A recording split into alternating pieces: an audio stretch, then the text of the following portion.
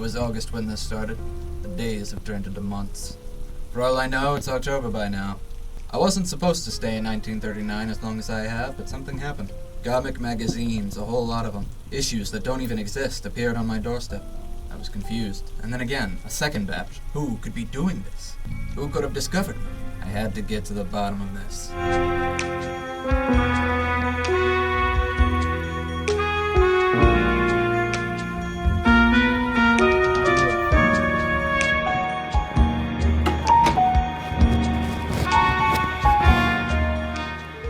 Hello and welcome once again to the Temporal and Interspatial Misplacement Engine Machine, known for short as Time Machine.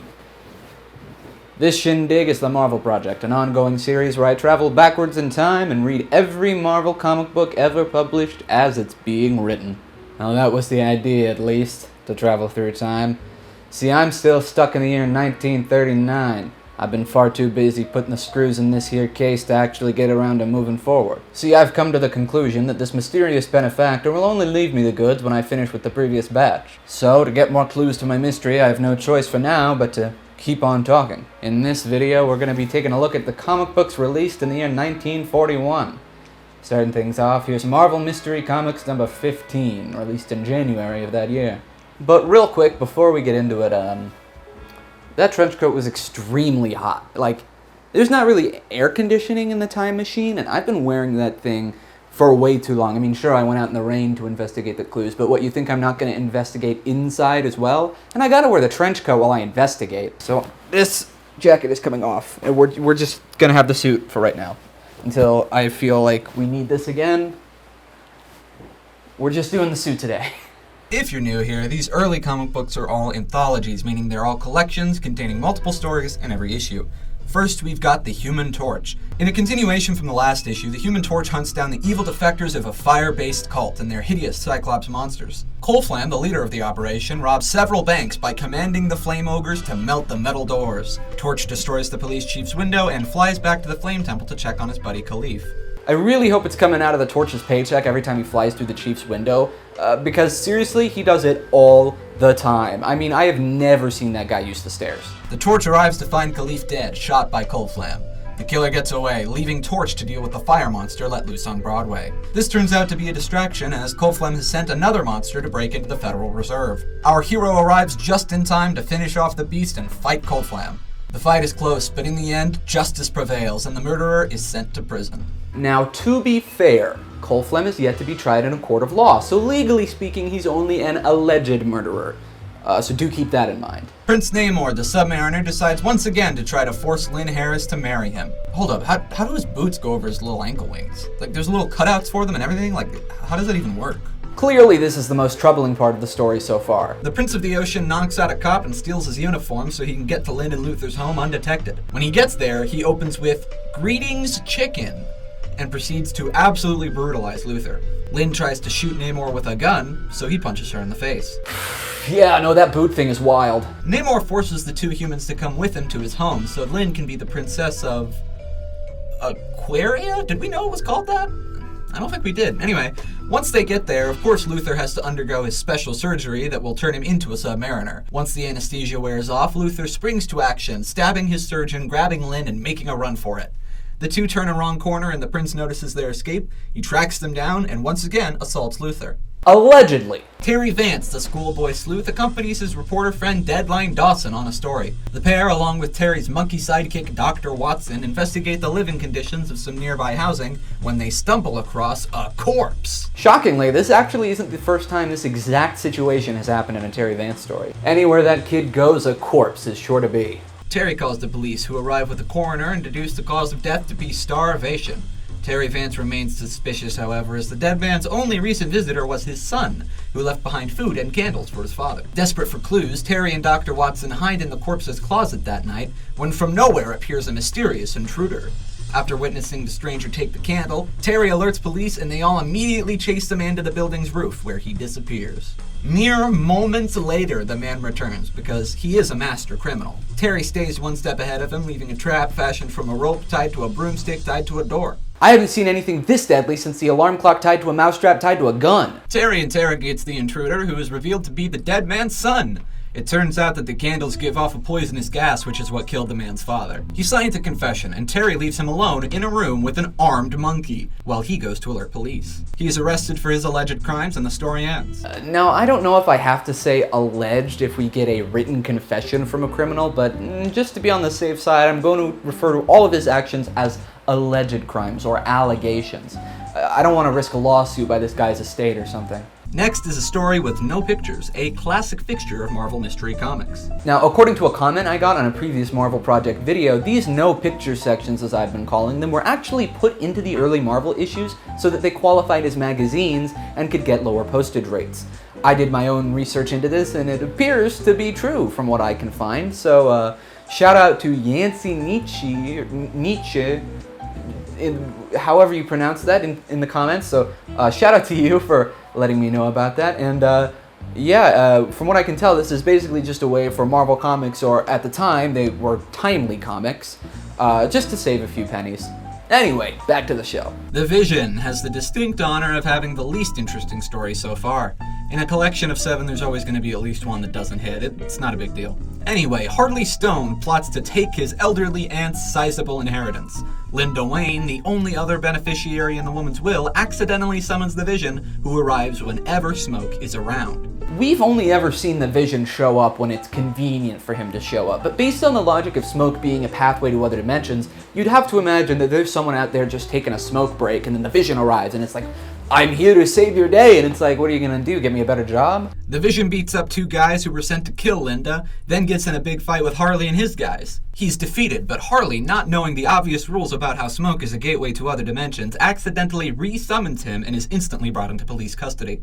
The Angel is led to Fiery Mountain by the deformed hunchback Carlo. Once there, Carlo tries to kill the Angel, but is no match. Our hero moves on to the man in charge of this wicked mountain laboratory, but oh no! The cosmic rays are holding him in place! Not the cosmic rays! The mad scientist confesses to killing multiple athletes so he can find a suitable replacement body that he can put his brain into, granting himself a form of immortality. The Angel fights off the Professor's possessed bodies. The Professor begins to panic as our hero defeats the enemies and outruns the cosmic rays.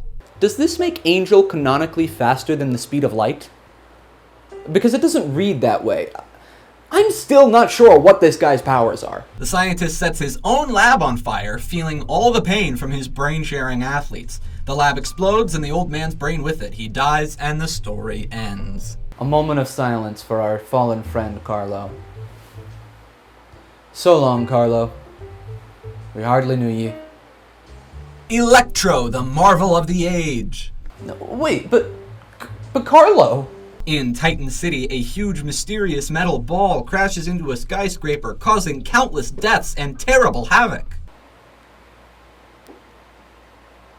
Obviously, this is a job for Philo-Zog and his remote control robot Electro. Upon further inspection, the orb starts to spurt out deadly green ooze that destroys literally everything it touches. Now, we don't know for sure if these people are being turned into skeletons because this ooze is opaque, but I think it's safe to assume they are. Electro runs off to the police station as if they're at all equipped to handle something like this. The robot tries blowing up the Green Terror with dynamite, but it has no effect and the ooze spreads to the nearby hospital. This is catastrophic.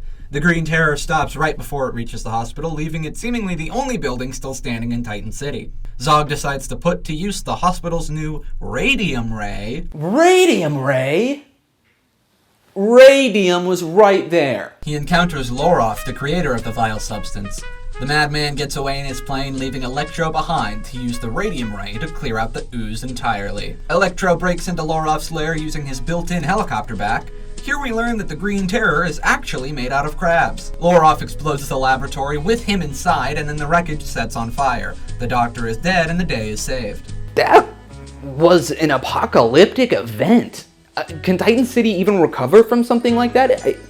That just was catastrophic on all levels. Buildings leveled, city blocks leveled. There's nothing left of the place. For the last story in this issue, we have the continued adventures of Kazar the Great. During their swim to Africa, it's a long story. Kazar and his lion brother Zar are discovered by a submarine pilot. It turns out that the submarine crew are all Nazis. They plan to kill our heroes when suddenly the British attack. The Allies shoot down the Nazi ship, leaving Kazar and Zar swimming once more. Now, it's a long way to the Congo, but I salute you for the attempt. They don't attempt for very long, though, because the British warship immediately rescues them. They are much more hospitable, if you can believe it, and offer to send the duo back to shore by way of Navy seaplane. They don't quite make it to the Congo, but they do at least arrive somewhere in Africa. Just then, Italian planes appear overhead and start shooting at our heroes. Kazar, even though he has extremely little experience with firearms and only recently learned what planes are, jumps into the gunner's seat without a speck of hesitation. Kazar, this is either incredibly brave or incredibly stupid. This is to say I've either been way too hard on you or clearly I haven't been hard enough. Kazar and the pilot take down 3 enemy ships and the other 2 retreat. They fly through a thunderstorm, causing the plane to explode and all inside to be launched out into the jungle. The pilot is killed, but Kazar and the Lion Tsar use parachutes to make it to the ground safely. While not quite back home, they're at least back to their original continent. So that's all for issue 15, and wow, that was loaded. I mean, we really spent forever working on that one. So with a bit more attention paid to the time, let's move on to the next comic of the night. This is Human Torch Comics number 3. This issue starts off with Human Torch and Toro, the Flaming Kid. I mean, yeah, if it was anyone else, I'd feel ripped off. Some people arrive at Pop Circus claiming that Toro's parents are still alive. As a reminder, Toro lost his parents in the same horrifying train accident that gave him his flame abilities. Doubting the legitimacy of these claims, Human Torch follows the group as they take Toro to meet the people claimed to be his parents. Here, this guy asks if he looks like a dope, boss. But the first time I read it, I thought he said, "Do I look like a dope boss?" And I was extremely confused. Torch discovers that the villains had planned for Toro to run blindfolded into a munitions plant while on fire. I'm a little confused. What is this supposed to have to do with finding Toro's parents? Anyway, Torch steps in and punishes the boy accordingly. The swindlers convince Toro that the Human Torch killed his father. The 2 fight for a while, and Torch is arrested. While on the way to jail, Torch tortures a man for information. The swindlers, who I think might be Nazis, ship Toro away on a big boat and open fire on the police when they fail to pass inspection. The Torch jumps in the way of the torpedo, and what happens next? I don't know. It ends on a cliffhanger. Continue the story on the following pages? Well, don't mind if I do. All right, let's see here. Oh, wow, yeah, really does just pick up. Wait, so what was the point of the cliffhanger? I mean, it literally picks up on the next page. Well, okay, on the next page there's an ad, but then the page after that, it picks up right where we left off. So, like, why even split it? Okay, well, let's read part 2. The Torch gets picked up by the police boat and takes off flying across the ocean as soon as he gets dry. Torch knocks out a bad guy and takes his clothes as if nobody will recognize him. Torch then notices something suspicious on the ship, which turns out to be smuggled gold bars. Okay, now the phrasing of this panel makes it seem like the Torch is specifically upset that the gold is leaving the United States. Like he doesn't care about the theft necessarily, just that it won't be in the US anymore. Okay. Torch takes one of the gold bars and engraves a message on it. He's asking Prince Namor for help. Yeah, I know. Woo, exciting, another crossover event. But, like, it is a really bad idea to throw gold bars into the ocean. I mean, what difference does it make if the gold was smuggled anyway, if you're just going to dump it in the ocean? Wherever that gold all came from is still out a bunch of gold bricks. But no, there's just no other way for him to contact the Submariner than to burn a message into a bar of gold and then dump all the gold into the ocean. It's like, why did you dump all the other gold bars in the ocean, too? You only needed 1 gold bar for this play. Why did you dump them all? The sailors, who I falsely accused earlier of being German Nazis, arrive in the waters of their home country, which is called Slaveland? Please just show me where that is on a map. Toro is informed that he is the Prince of Slaveland, which sets off absolutely 0 alarm bells for the poor kid. Torch arrives in the country and burns off the mustache of its dictator, Adolf Hiccup. Again, some real subtlety from the folks at Marvel. Hiccup loads Toro into a rocket which he claims will launch a full-scale invasion of the United States. Torch, patriot that he is, obviously won't stand for this. He chases the rocket all the way back to New York City, and Hiccup watches him all the way there. Wait, how? With what cameras? Anyway, the rocket farts on Human Torch, leaving the job up to Toro. Tons more missiles attack the city, but Torch and Toro are able to take care of them all. One of the rockets makes direct contact with Human Torch and explodes over the city, but don't worry, the Torch used his deadly fireball figure 8 power and the day is saved. As much as I rag on these comics, I really do love reading these absolutely nonsensical stories from back then. I mean, maybe my sense of humor is just all messed up from the time travel, but things like Toro being told he's the Prince of Slaveland? That cracks me up. Come on, that's so funny. Next is the no pictures one, which I normally wouldn't mention, but this one is about the Human Torch and Namor fighting about who's a better artist, Carl Burgos or Bill Everett, which is cute. Then after that we have, whoa, what's this? Captain America? Hey, you're not supposed to be here yet. Yeah, next is a little teaser for Marvel's next big character, Captain America. Maybe you've heard of him. We're gonna circle back around to this one, you'll see. In the meantime, let's finish off this issue with Namor the Submariner. Right away, the Ocean Prince finds the gold bar left for him by the Human Torch. Notably, he doesn't find the numerous other gold bars dumped in the ocean in the same incident.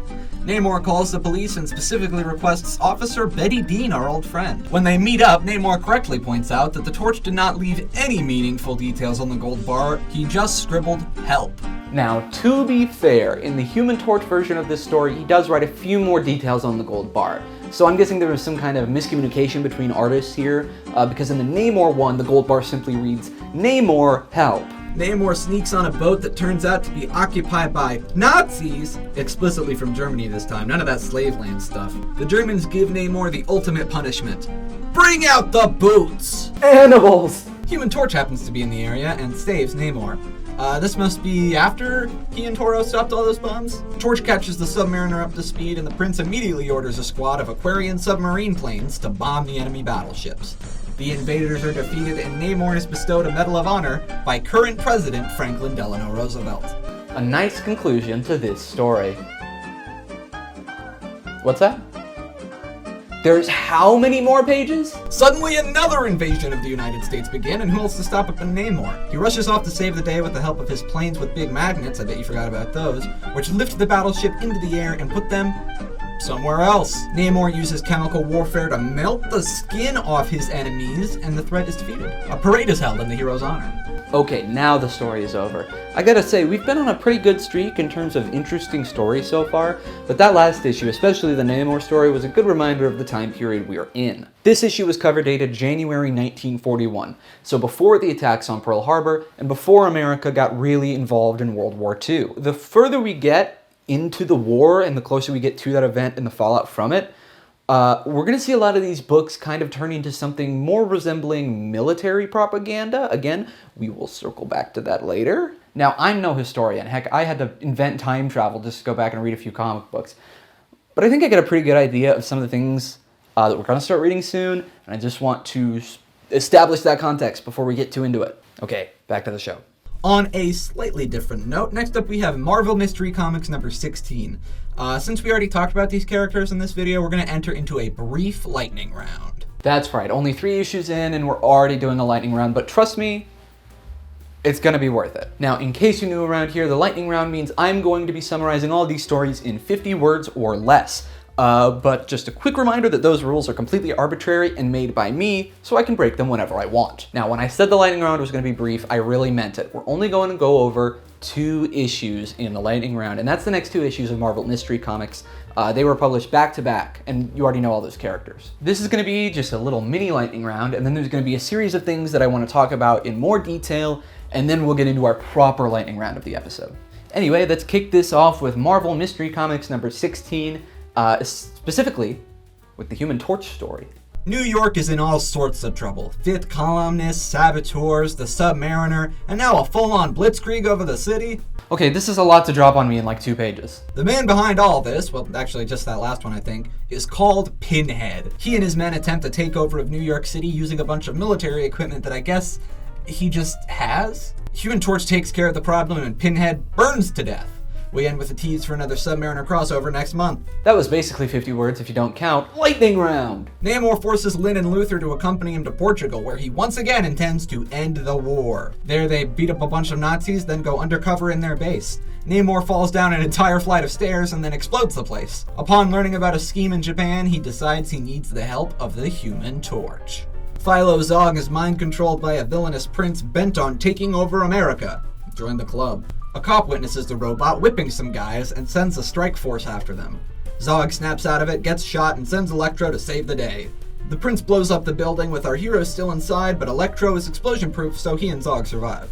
The Vision fights dinosaurs! I'm listening. Barney Bailey managed to get dinosaurs in his circus, quote, straight from the egg. The same way I got salmonella. They immediately break out and terrorize the city, leaving the Vision to save the day. He does this by tossing dynamite at the dinos' heads. The day is saved, but not before Bailey gets eaten by a T-Rex. Terry Vance finds a hat while fishing, and Dr. Watson finds a peculiar bloody footprint. They find the body at the bottom of the ocean, gamble all their money away, and deduce the culprit by finding a guy with the same pair of shoes. People, it's rule number 1 of murder. If you're gonna leave an incriminating footprint, get rid of the shoe. Some bad guys come to attack New York City, and the Angel beats them all up.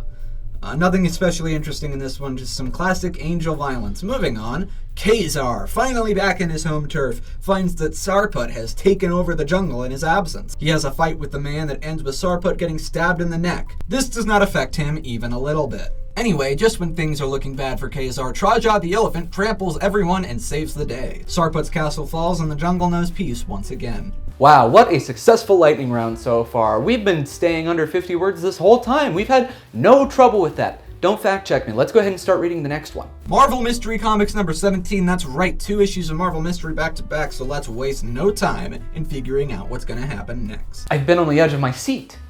Metaphorically, of course. There are no chairs in the time machine. That's why I'm always standing. Starting off, we have another double-length Human Torch and Submariner crossover story, which means I get 100 words instead of the usual 50. When Namor finds the torch, the flaming policeman immediately resorts to violence. Namor wins him over by appealing to his patriotism, and off they go to stop the Japanese invasion. The Submariner gives Torch a helmet so he can breathe underwater, which is a little confusing because he's an android, and therefore I don't know exactly how much he needs to breathe. They board an enemy submarine and fight everyone inside. It's worth noting that at least one of these Nazis is convinced that the Human Torch is Satan himself. They make it to the tunnel that the enemies were using to invade Alaska, but Namor passes out right away because the plane is full of sleeping gas. When he comes to, the torch accidentally blows him up.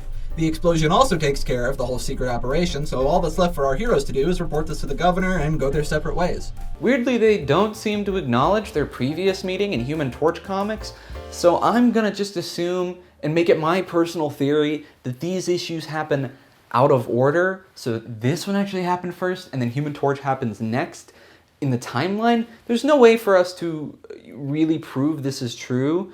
In fact, I would say it's probably unlikely, but hey, that's just a theory. Okay. Namor the Mighty Magician causes buildings to tremble nationwide. Who can help but Electro? When Morrow lets loose a giant cat, Electro swoops in and throws it into a brick wall. Whoa, size aside, that was just a normal cat. I mean, at what point is it overkill? Like, yeah, it is devouring people, but it's a cat, you know? Electro is torn limb from limb by some giant birds, and Philo-Zog's plane crashes in a blaze. Miraculously, the scientist survives. He hitches a ride with a way too understanding trucker and repairs Electro with ease. The robot defeats the birds, and the story ends. Next up, an old man returns from Tibet where he contracted a hideous disease. Lycanthropy. Notably, not the first werewolf we've handled, although, given that the first one ended up dead, I definitely think there's some room for improvement in terms of our approach. When the werewolf escapes captivity, only the Angel can come to the rescue. He subdues the creature and returns it to the old man's manor, where he is attacked by a second werewolf. This one he doesn't bother saving, just tosses it out the window. The first werewolf is cured, and the day is saved. For now, Terry Vance teaches us how to make nitroglycerin. I hope you're taking notes. He gets word of a bomb in the theater and sets off to save the day. Dr. Watson almost kills everyone when he trips and fumbles the bomb. Turns out it was a fake anyway, but the person who left the fake bomb also left a confession for a recent murder? I don't understand why he would do that, but whatever. You know, that's why he's the criminal, and I'm the guy who reads comic books all day, every day. All day, every day. You know, I'm out here wasting my time reading these books when I could be getting to the bottom of this case. Terry Vance would have cracked this case by now. He would have figured out where all these comic books are coming from, but I'm no closer than I was when this whole thing started. I am a failure of a detective. Where was I? Vince Garone, hoping to gain a monopoly over the trucking industry, starts sabotaging his competitors, killing them in the process. From the ruins of one such wreck arises the Vision. He cracks down on this racket by beating up all the bad guys and then giving Garone a terrifying vision while he's driving. Garone drives off a cliff and dies at the end. Finishing off this issue, as usual, is Kazar. Kazar saves a man who, as it would happen, is a friend of the Jungle Boy's late father, John Rand. He's here to inform our hero of the rather sizable inheritance waiting for him in England. Also there is Rand's attorney, who forged the man's will. He's there to kill Kazar, something that always goes well for the white invaders of this jungle. He attempts to burn down Kazar, but Traja comes to the rescue and the attorney ends up falling off a cliff. Kazar rejects his inheritance, opting instead to send it to the war relief, something he must have learned about while he was on the English boat a few issues ago. And that's it for this mini lightning round. I don't think a single one of those entries came in at under 50 words, so I think we're going to have to rethink the lightning round rules a little bit as we move on. But in the meantime, that's right, we're circling back. Next up is the introduction of a character that my mom could pick out of a lineup. This is Captain America. Captain America Comics #1 is the first proper appearance of this character, cover dated March 1941. The vast majority of this issue was written and penciled by Joe Simon and Jack Kirby. See, I told you he'd be important. The first story sets our scene. The year is 1941, and the American youth are enlisting en masse into the military. During an unprecedented wave of treason and terrorism, current President Franklin Delano Roosevelt decides America needs extra protection. So, in a hidden underground laboratory, we meet Steve Rogers, a man turned down by the army due to the fact that he's a tiny little scrawny baby. What a loser. After just one injection of Professor Reinstein's secret serum, Rogers is transformed into a towering, super strong Sentinel of Liberty. I take it back. Just then, a Nazi assassin murders the professor and destroys his work. The spy also electrocutes himself to death, something the newly powerful Rogers seems pretty fine with. From this day forward, Steve Rogers is Captain America, the hero the United States needs. But at the military base camp Lehigh, his secret identity is discovered by a kid named Bucky Barnes. What is a child doing at an active military base? Well, he's the mascot, of course. In any case, Bucky joins Captain America as his loyal sidekick. In the issue's second story, a mysterious oracle comes to town. Omar the fortune teller foresees a terrible accident about to occur at Fort Bix. Once it happens exactly as foreseen, Captain America and Bucky check out Omar's next show. When he sees that a major bridge is going to collapse, our heroes waste no time getting to the rescue. The duo interrogate and punch Omar and his companion Sando on stage. They follow the Crystal Gazers to their dressing room where a gunman awaits. Also captured is a woman named Betty Ross, who escapes along with the Star-Spangled Man. It's revealed that Sando is behind all the terrible acts that Omar predicted. The villain tries bombing the place, but Bucky manages to throw the bomb out the window before it explodes. This issue is full of Jack Kirby art that I just love. I mean, look at this Lovecraftian nightmare of a panel. I mean, he can't help but sneak this stuff into everything he writes, even Captain America. Next we have a story about what appears to be a magical game of chess. When this villain removes specialized chess pieces from the board, the represented person dies in real life. First, a military official found dead at an event he was meant to speak at. Bucky chases the suspect through a nearby alley, and just when things look rough, Captain America comes to the rescue. The suspect is mysteriously shot before any information can be given up. I see. Jango Fett style. Steve and Bucky return to Camp Lehigh to find General Ellsworth strangled to death. Who's General Ellsworth? He's a general. That's not enough for you? Our chess master sees the chaos his actions have wrought and realizes this is his opportunity to invade America. After all, only 2 chess pieces remain on the board. But don't worry, he wants them alive. Bucky once again goes off on his own to get to the bottom of this. He goes down some stairs into a creepy basement, something he says always works out great in the movies. I mean, he's right. Captain America checks in on his kid sidekick and finds a note explaining where he is. The captain runs off to Bucky's creepy basement and beats up the bad guys therein. They're ambushed by a bunch of Nazis, who they also defeat with only their fists. With the defeat of the chess master, the day is saved. And now, the riddle of the Red Skull. Wait, I know this one. Okay, so let's see. It has 4 legs in the morning. The Red Skull sneaks up on this guy just enjoying a late night book and a smoke. Real quick, before we get into this, I want to take a look at Red Skull's costume. Red Skull mask, green eyes, and maroon jumpsuit that has just a massive swastika on the chest. This man put this costume on, looked in the mirror, and said, "Yep, that's my supervillain fit." And I love that for him.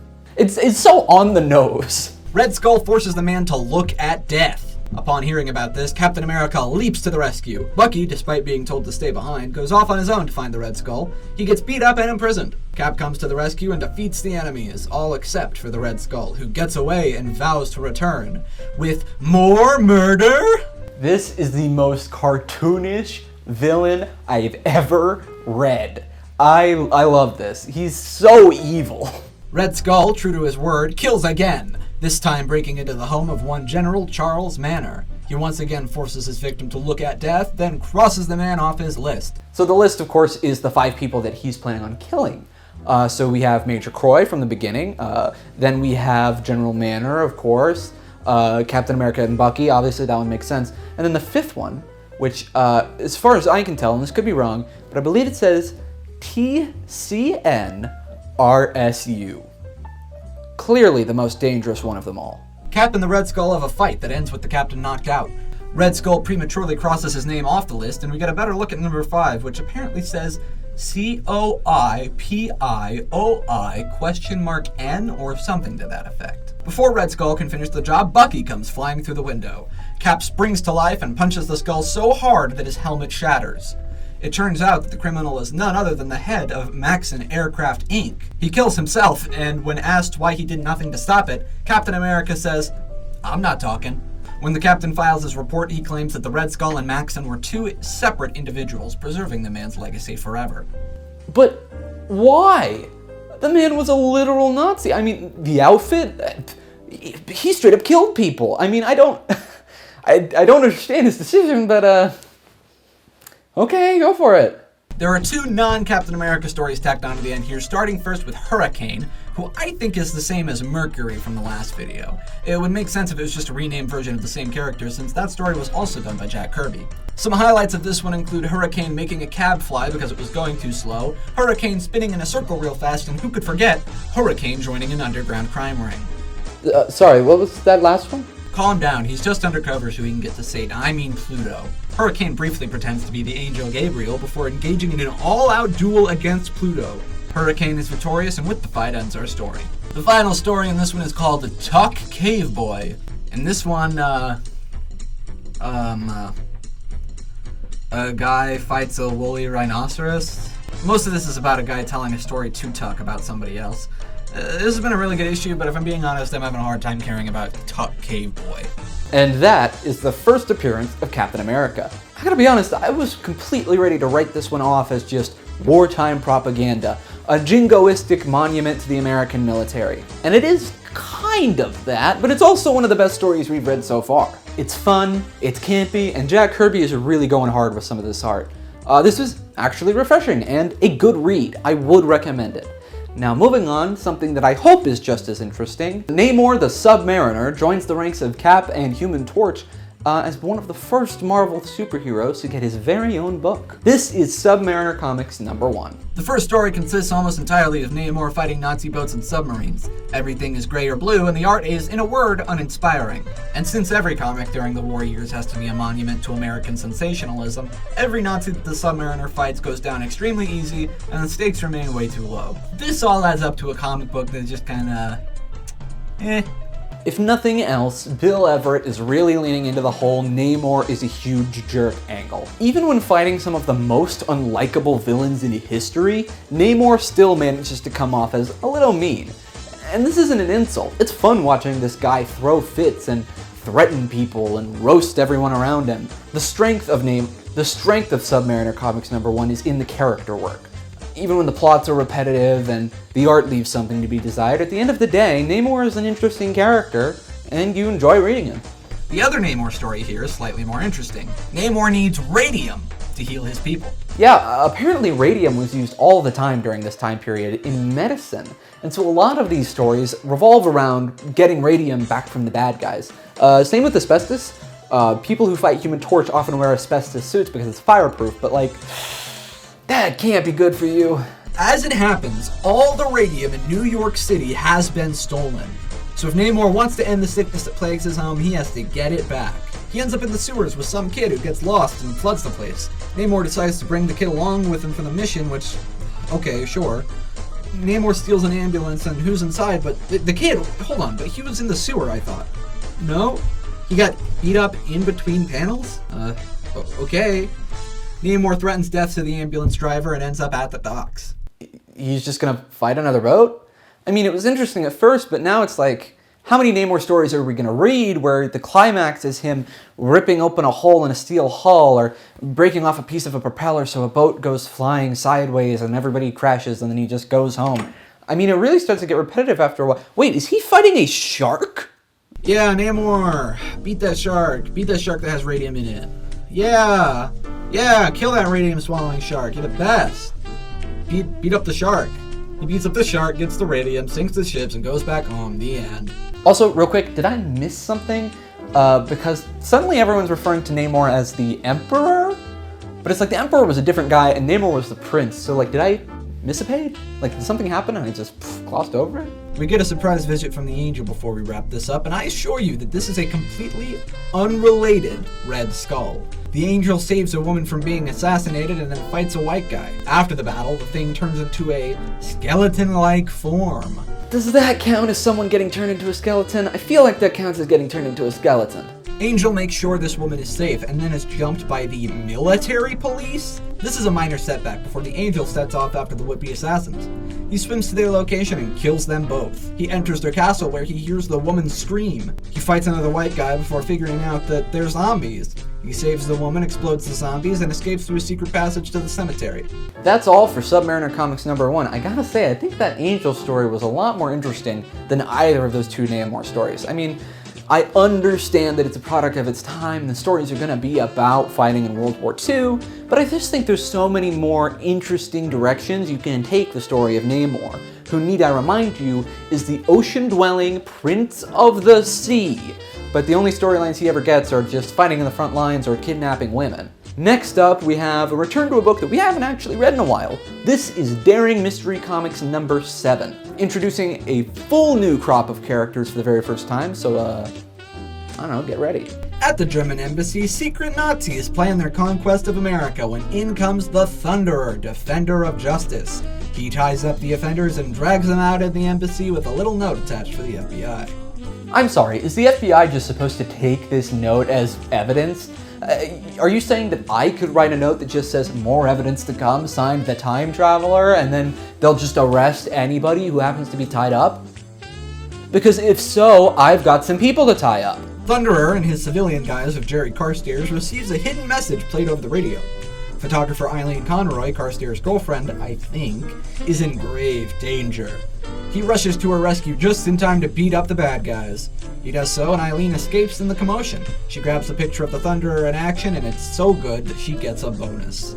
Introducing The Fin by Bill Everett. Another aquatic adventure for Bill Everett. I gotta say, between this and Namor, the guy's really got a thing for the sea. One man alone survives a horrific submarine wreck. He ends up getting stuck at the bottom of the ocean. I don't know, man. The still unnamed sailor finds some air bubbles that lead to a huge cavernous chamber. He refers to himself not just in the third person, but with his full given name and title, and explores his new environment. Behind a rock wall, he finds the sanctuary of a bizarre race of winged amphibians. They inform Lieutenant Peter Noble that he is currently in the underwater kingdom of Neptunia. This is a completely separate underwater kingdom from Aquaria. No relation whatsoever. Lieutenant Peter Noble gets in a fight with Icor, the leader of the Neptunians, that ends with the sailor shooting his opponent point blank in the head. How very American. Because of his supposed superpowers, gun, the people of Neptunia decide that Lieutenant Peter Noble must be the reincarnation of the Fin, a hero of legend. When someone else suggests that this is insane, Lieutenant Peter Noble shoots him in the head. This is maybe the fastest someone has ever gone mad with power. He dons a new outfit and the story ends. A big rock is discovered and loaded onto a boat. This diamond emits a blue glow that is so strong it can be seen through its wooden box. When an explosion causes the ship to sink, Professor Morrow grabs onto the box with the diamond in it, using it as a flotation device. See, wood always floats, even if there's a huge, heavy rock attached to it. This is scientific fact. Some nearby Nazis open fire on the ship's remaining crew, and one of the bullets strikes Morrow's box, causing it to explode, and shards of the diamond go flying everywhere. When Morrow wakes up, he learns that the diamond shards have been embedded into his skull, giving him near invulnerability. We get a good section of Morrow testing his powers, things like talking to physicians and testing samples in a lab. Of course he has a lab. He's a professor. Morrow pushes a kid out of the way of a moving truck and then stops some would-be museum robbers. After this, he declares a one-man war on crime and dons a bright blue diamond-crested costume. It somehow manages to be both unique and generic. Officer O'Crime. It's a crime he's an officer. O'Crime, the worst cop in the precinct, goes out on patrol and beats up 2 men accused of annoying a woman. He returns to a lecture from his captain. See, it turns out the 2 men were undercover cops. They beat up O'Crime and the story ends. Okay, that was bizarre even by Marvel standards. I mean, that only was 2 pages long and it still managed to have an abandoned plotline in there. A cemetery worker is haunted by a ghost, so he calls a private investigator friend. While the detective has no interest in the case, Betty Barstow would very much like to see a ghost. She suits up as the Silver Scorpion and sets off for the graveyard. She immediately sees the ghost, which couldn't be more clearly a guy in a white sheet, and quickly stumbles into a criminal conspiracy. Being a master of jujitsu, Betty assaults the criminals until the police arrive to arrest them. She goes back to work the next day as if nothing happened. This is actually the first story we've covered with a solo female lead, which is pretty significant. Now, I'm not 100% confident that this is the first story published with a solo female lead. See, there are a lot of stories happening, there are a lot of comics being published that I simply don't have access to. My benefactor is only dropping off the stuff that was on my spreadsheet. My spreadsheet is based off the Marvel Unlimited app. So there was actually a character named Black Widow, who is not related to the one that you are thinking of. It's a different character. But from what I can gather, she was probably the first Marvel solo female lead. And she was only in Mystic Comics. And if you'll remember, and you've watched the video, you'll know that we talked about Mystic Comics number 3 a while ago and never brought them up again. That's because, for some reason, Marvel Unlimited only has a Mystic Comics 3 and none of the rest of the series. So there are some pretty important characters from this time period, pretty popular characters, that are only in that book. So Black Widow is one of them, and like I said, I think she might be the first solo female lead in a Marvel comic, or again, at the time it was T.I.M.E Comics, but for our purposes, the first one that we've encountered is this one right here, the Silver Scorpion. Mr. Million, an exceedingly rich man, witnesses a kid getting beat up in a poor neighborhood. He saves the kid and offers him some cash, which he refuses. Mr. Million follows the kid home. He's gonna take my money and he's gonna like it! Mr. Million offers the kid a job as his office boy. The first offer the kid actually accepts. The underground alien Nazis are going to attack Earth. Someone call Captain Daring, the hero of our story. The captain's underground solar-powered rockets lift off and all-out war ensues. This woman lets loose an army of giant dogs with knife harnesses. The battle rages on before coming to a swift end when Captain Daring throws an axe into the torso of the underground dictator. Susan, the big dog warrior, is declared queen and pledges to rule under the principles of liberty and freedom. Captain Daring rules by her side. Okay, so they went from a dictatorship to a monarchy. But then the queen promises to rule the country like America, a country that was founded on escaping a monarchy. Wow. The governmental structure of this fictional underground kingdom in a comic book published during World War II doesn't make a lot of political sense. The Challenger, master of 1,000 weapons, comes to the aid of a damsel in distress, then challenges her attacker to a fencing duel. Once the day is saved, he makes his origin known to the audience. Turns out the Challenger was a total nerd whose dad was killed for getting too close to exposing a criminal conspiracy. The incident inspired our hero to travel the world and learn every form of combat in existence. With the completion of his training, the Challenger's story ends, and we join him once more in the study from the story's start. It turns out he wasn't there to save that woman. He was there to kill the man who killed his father. She just happened to be in the same building. How's that for luck? He challenges his opponent to a duel of his choosing. Dram, the crime boss, chooses a gunfight. The Challenger handily defeats him, then escapes capture by pretending to be an old man. Alright, that's everything for that issue, and with that, we're gonna go ahead and start our real lightning round. Now, because of how the last lightning round went, I'm going to experiment in this video with giving myself 75 words per story.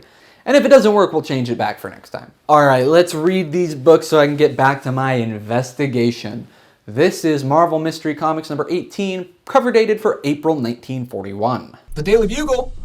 Hey, An imposter Human Torch starts punching some draftees, then socks Toro in the face. The real Torch meets up with Toro, who is still suspicious of him. They find an asbestos glove. Like I said, it's fireproof.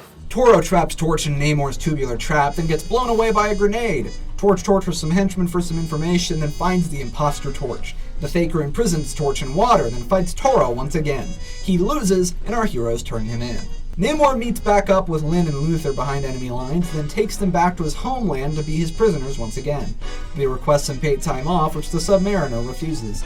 They let out a distress call, and Betty Dean stages a rescue mission, resulting in full warfare against Aquaria. The Ocean Prince chases his prisoners as they escape, but he is too late. Namor is the slave owner. Allegedly! Kazar wakes up in a strange prehistoric land filled with bizarre trees and straight-up dinosaurs. He fights the dinos and gets trapped by a giant before the story ends on a cliffhanger. Wait, what? That was way out of nowhere. Like, that has literally nothing to do with any of the Kazar stories that came before that. I'm so confused right now. Terry Vance! Yeah, that was the whole Kazar story. The schoolboy sleuth wants to start a bike club. The principal approves of the bike club so long as they go on a biology trip, but oh no! The bikes have been stolen!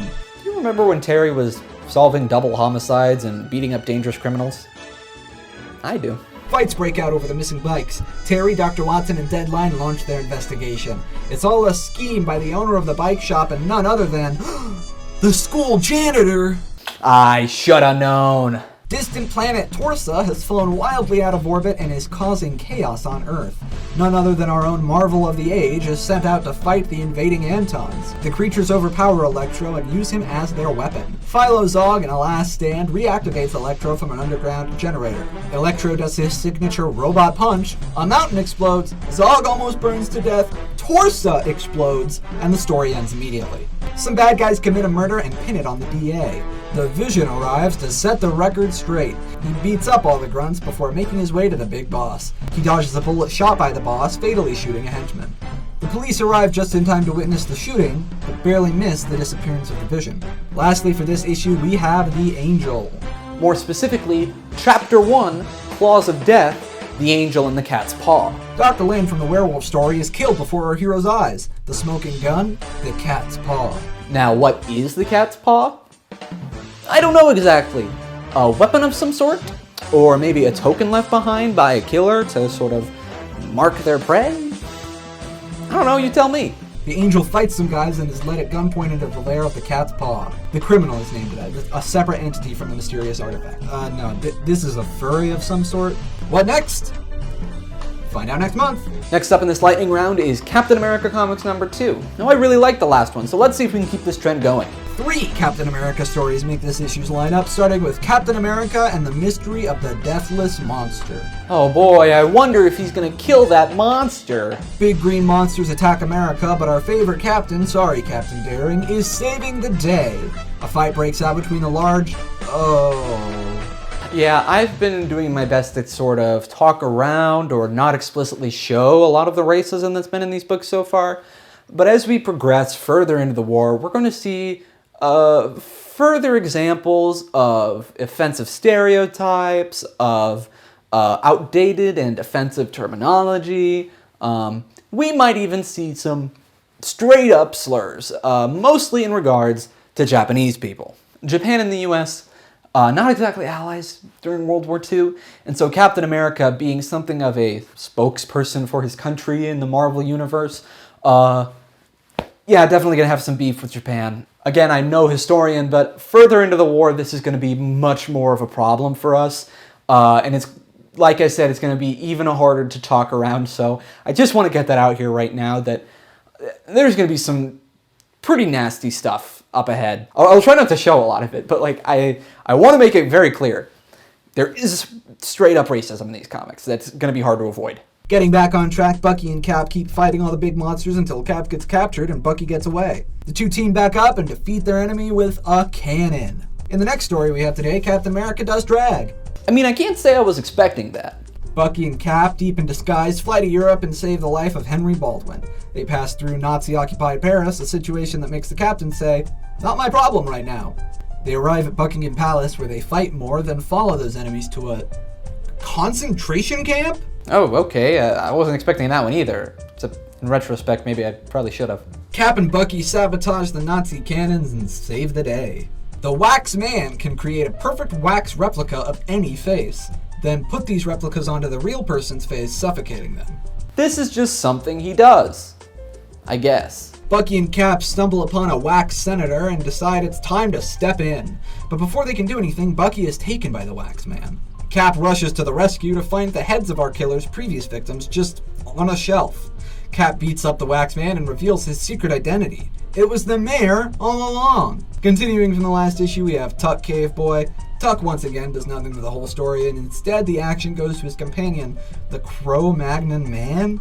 The duo sets off for Atlantis. Canonically not where Namor is from. That place is called Aquaria. They navigate a dangerous road full of fresh corpses, hairy monsters, and giant birds before being welcomed to Atlantis by Princess Eve. We end the story just before they can enter the city proper. Hurricane shows up under the false name Michael Gray. He joins an expedition to the Amazon where the devil is hiding. The devil, of course, being Pluto. Hurricane transforms into his god form and saves his associates from being stuck in the death chamber. He annihilates this guy without a second thought, then crumbles the enemy base before we get a tease for next month's issue.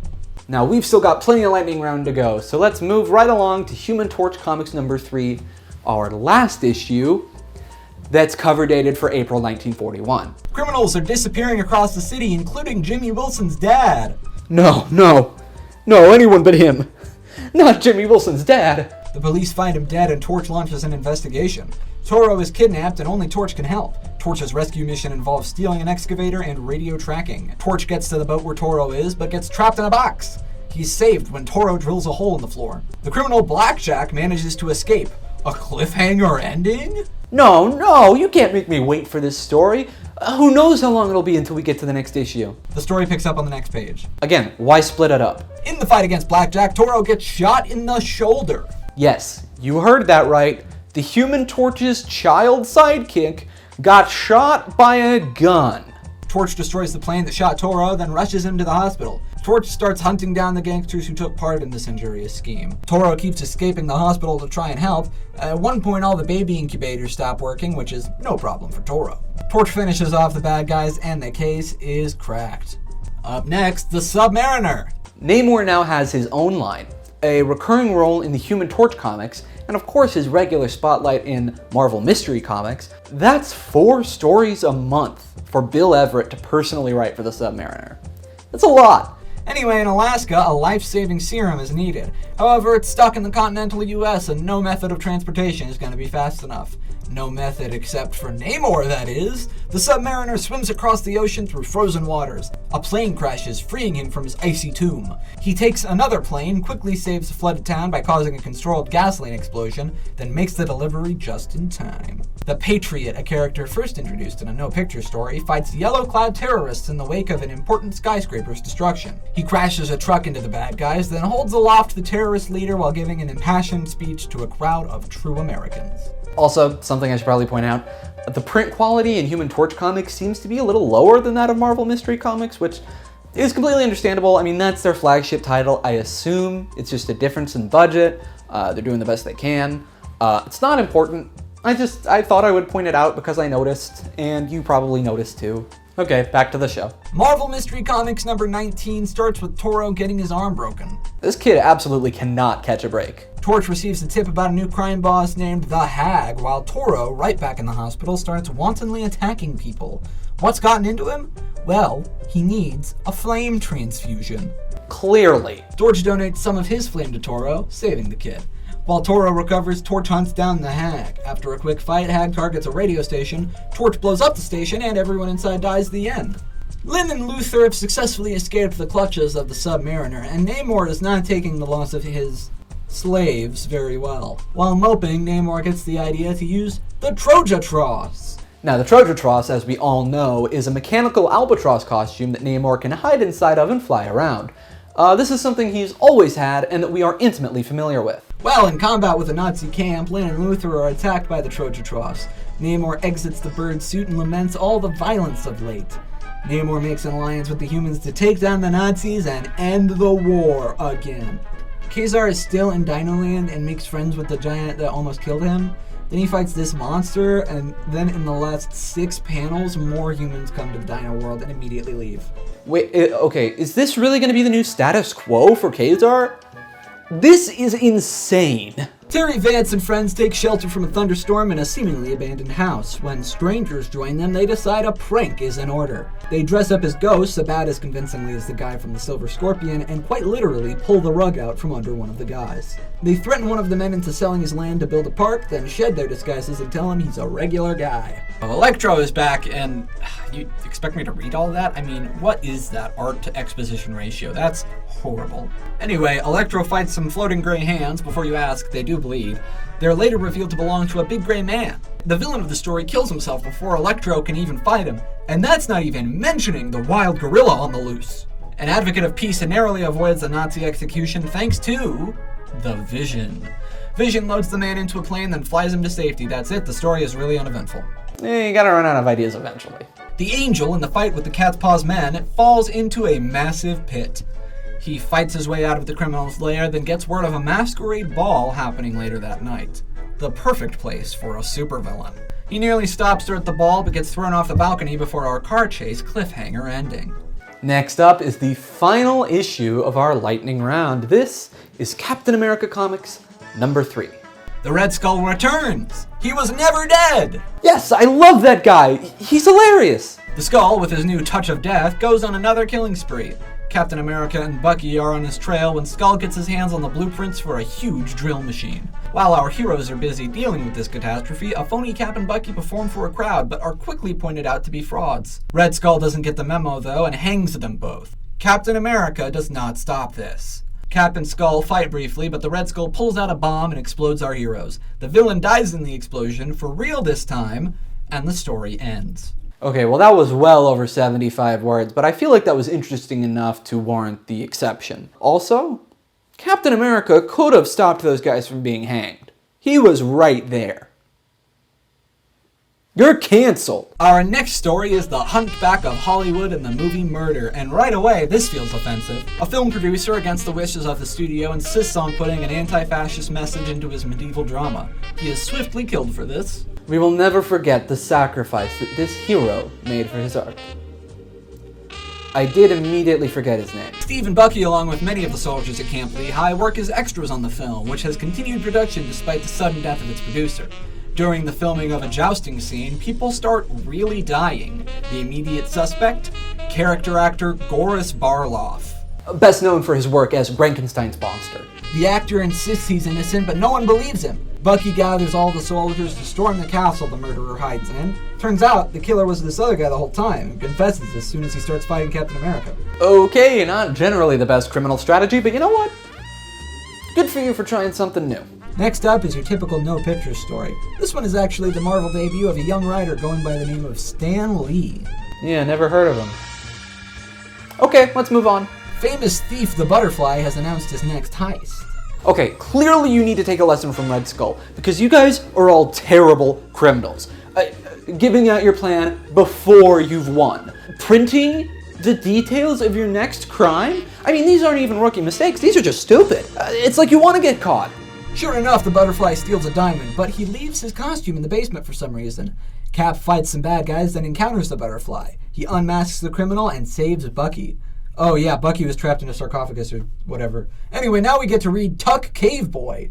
I love Tuck Cave Boy. Tuck and Co. make it to Atlantis, where they help the princess forcibly retake her throne from a usurper king. As soon as this is done, the cavemen make way for Attilan, Island of the Gods. Wow, that was short. What's next? Amazing Spy Adventures is a 2-page long story about a messenger in the days of the Persian Empire. He wrote a message on his head, then grew hair, and then shaved his head again, and the message was there. An innovator ahead of his time. Finally, we have Hurricane, who once again is after Pluto. He does a little spying on some gangsters before punching one of the guys through a window. Meanwhile, Pluto is rigging a train to crash. Typical supervillain behavior. Next, he's going to be turning people into skeletons. The two gods fight, causing quite the ruckus. The day is saved, I guess? That is going to be all for our lightning round, folks. We've only got one book left, and then I can head back out on my investigation. This is a brand new title, and it's called All Winners Comics #1. All Winners is a brand new line that puts all of Marvel's most popular characters in one book. We have the Human Torch, Captain America, the Submariner, the Angel, and... Black Marvel is one of those characters that I referenced earlier that was really popular in Mystic Comics, but he hadn't made the crossover to anything that we've read yet, so this is the first we're hearing of him. But his inclusion in the All Winners books does make sense, so we're gonna just pretend that we know who this guy is for a minute. Sound good? Our first story stars Human Torch, Toro, and an offensive stereotype. The worst kind of stereotype. The Torch is hanging out with an inspector friend who points out that there is a Chinese-American festival coming up. Torch says this seems like trouble, and Inspector Riley calls him out on his racism. Later, a fire breaks out in Chinatown, exploding all the fireworks planned for the event. I assure you, the two events are not related. Torch and Toro offer to put on fireworks themselves, which goes off really well. However, a sinister plot is in play. Criminals open fire in the festival, then race away before our heroes can apprehend them. They get to the villain's lair, but it turns out to be a trap. Who could have foreseen this? The place is full of gas, which makes our heroes pass out. Vapor inhalation shouldn't work on the Torch because he is an android and doesn't have lungs, a fact that Carl Burgos seems to regularly disregard. Torch and Toro wake up hypnotized and immediately set course to the Bank of Free China. Okay. And steal all the gold therein. Torch falls down some stairs, which ends his hypnosis. He snaps Toro out of it and beats up his hypnotizer. Once that's taken care of, they return to the Chinatown Festival and finish their show. Okay, so right away I'm realizing that there is virtually no difference between an all-winner story and a Marvel mystery story. Based on the cover, I thought this was going to be a team-up issue, so this video is going to end in a much less interesting way than I thought. Next up is Black Marvel, the guy we definitely know. This story once again written by that new guy, Stan Lee. Again, never heard of him, but I guess I'm interested in seeing how he writes a real comic book with, pictures and all that. A gang of hooded criminals act out a robbery of the Los Angeles bank. You know, the one bank in Los Angeles. A month later, the Order of the Hood has committed several more robberies and the police can't seem to do anything about it. So in steps the Black Marvel. We already know this guy's deal. I don't have to explain it. After putting a stop to one of their heists, the Hood declares war on Black Marvel, setting out on a mission of revenge. They trick him into going to popular jewelry store Jiffany's and then knock him unconscious and stuff him in the hood of their car. They take our hero to their lair where they tell him in detail their plan to kill him and extort the government. They tell him this before they defeat him. Classic mistake. Black Marvel breaks out of the trap and escapes the dungeon. Some guy throws a big rock at the hero, but he misses like an idiot. What a loser. The Hood is defeated forever and crime is over. The end. An All Winners feature from the personal files of Captain America. This ought to be good. A police officer sees what he thinks is a homeless person running around chanting, "Kill! Kill!" So he does what any good cop would do and shoots him in the chest. However, since the victim is actually a murderous zombie, no one seems to really care. Yeah, but the cop didn't know that. He just shot this guy, and the only thing he had to say about it was, "Sorry, man, I gotta do it." An army of the zombies attack, held off by Captain America and Bucky. The zombies are immune to bullets, which seems like a problem at first, but then Cap remembers that they're not immune to drowning. So because they're undead and they probably don't use their lungs to breathe, do you think it's more likely that they're just kind of trapped under the water, roaming the ocean floor? Or do you think it's more likely that I should shut up about lungs and breathing because clearly nobody writing these comics cares even half as much about this as I do? The zombies continue their invasion, much to the delight of their master. After a long and tiresome battle, Cap decides to just use grenades to blow up all the zombies, and it starts to go by a lot quicker. Cap and Bucky enter the base of the Lord of Death to discover how the zombies were made. It turns out the Lord of Death has been emptying bodies of their blood, then replacing it with his own dynamo fluid. That sounds awfully familiar. Say, what do you think Electro's up to right now? It turns out that the Lord of Death reports directly to Adolf Hitler, who Cap and Bucky taunt over the phone at the end of the story.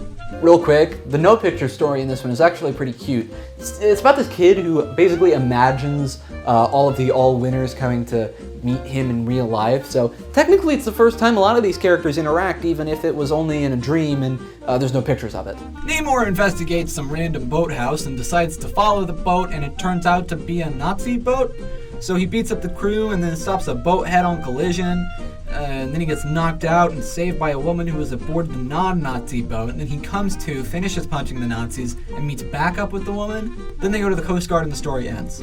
I can't put my finger on the right way to describe this, but sometimes in these comics things just sort of happen. Like, I can't explain it, but sometimes when you're reading it, it's hard to follow, even when it's like explicitly clear what's happening. It's just like, oh, I guess they're doing this now. So make of that what you will. Lastly, we have the Angel in the case of the Mad Gargoyle. In this one, Angel heads to the Yucatan Peninsula, the site of several missing flights. His own plane goes down in the same area by seemingly supernatural means. He escapes and begins his investigation. On this island, he meets the Gargoyle, an ugly, offensive stereotype. Okay, I lied. That's the worst kind of stereotype. In the Gargoyle's palace, he finds the crews of all the disappeared crafts. The island natives attach the Angel to a giant catapult, narrowly avoiding a grim fate. At the sight of the Angel's signature shadow, the natives assume they have encountered a new god. The Gargoyle lashes out at the sight of this, and Angel throws him off a cliff. The Angel escapes the island along with all the missing crews, and with that, we have now read every issue we're going to read today. So, what have we learned? Well, we learned that Namor is a slave owner, we learned that Radium is completely harmless to sharks, and we learned that this case isn't gonna solve itself. Let's put the coat back on for this. Yeah! We're putting the coat back on. I've been standing here all day, waiting for a little knock, knock, knock, a little tap at the door, all right? Waiting for the answer to the question, who is leaving these comics in my front door? But I have been asking the wrong question. Instead of who, I should be asking how.